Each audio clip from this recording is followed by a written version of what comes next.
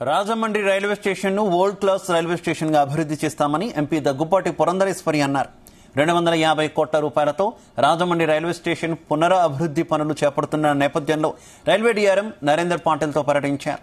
గోదావరి పుష్కరాలను దృష్టిలో ఉంచుకొని 2027 జనవరి నాటికే పనులు పూర్తి చేస్తామని తెలిపారు.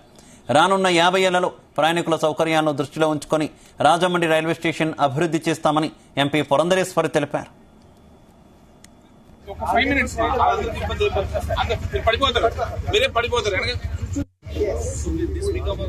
Yes.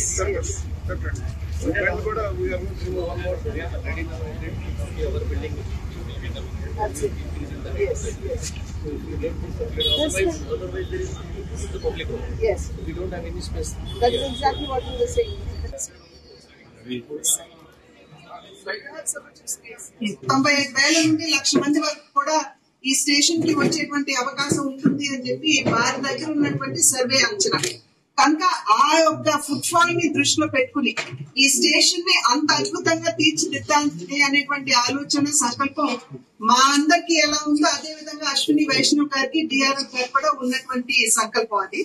ఇది కేవలం ఆధునీకరణ మాత్రమే కాకుండా ఇక్కడికి వచ్చేటువంటి ప్రయాణికులకి అన్ని సౌకర్యాలు, పైన ఒక ప్లాజా ఉంటుంది, ప్లాజాలో వెయిటింగ్ రూమ్ మాత్రమే కాకుండా వారికి ఏమైనా ఒక క్యాఫెటీరియా అవకాశం కూడా అక్కడ కల్పించేటువంటి అవకాశం ఉంటుంది.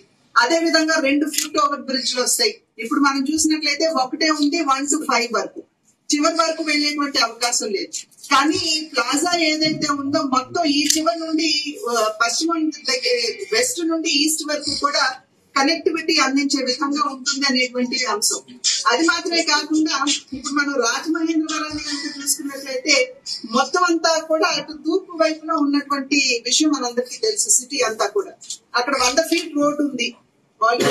అదే విధంగా దానికి ప్యారలల్ గా ఇంకా 2 రోడ్లు కూడా ఉన్నాయి. హుకుంపేట సంబంధించి కూడా ఇందాక పెద్దలు విజయ్ చౌదరి గారు కూడా చెప్పడం జరిగింది.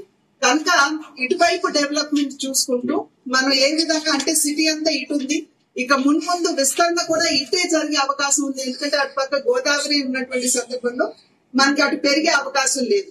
కనుక మనం ఇటువైపున ఫోకస్ పెడుతూ డెవలప్మెంట్ ఇటు చేస్తే ఎలా ఉంటుంది అనేటువంటి అంశాలు కూడా నేను అందరితోటి అధికారులతోటి డిఆర్ఎం గారితో చర్చించడం జరిగింది.